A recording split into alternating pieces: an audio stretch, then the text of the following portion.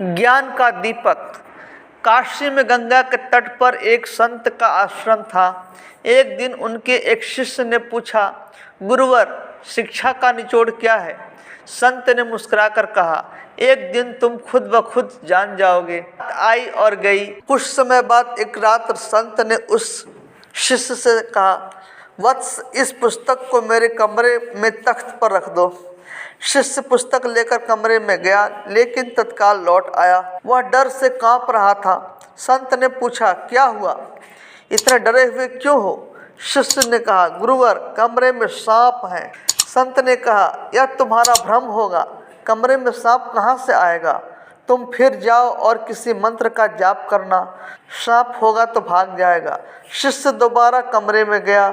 उसने मंत्र का जाप भी किया, लेकिन सांप उसी स्थान पर था। वह डर कर फिर बाहर आ गया और संत से बोला, सांप वहाँ से जा नहीं रहा है।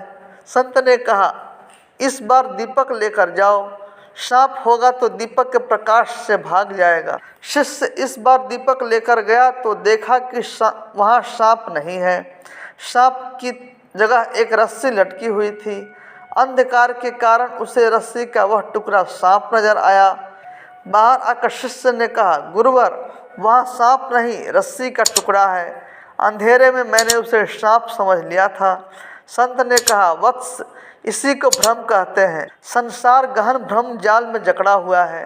ज्ञान के प्रकाश से ही इस भ्रम जाल को मिटाया जा सकता है, लेकिन अज्ञानता के कारण हम बहुत सारे भ्रम जाल पाल लेते हैं और आंतरिक दीपक के अभाव में उसे दूर नहीं कर पाते।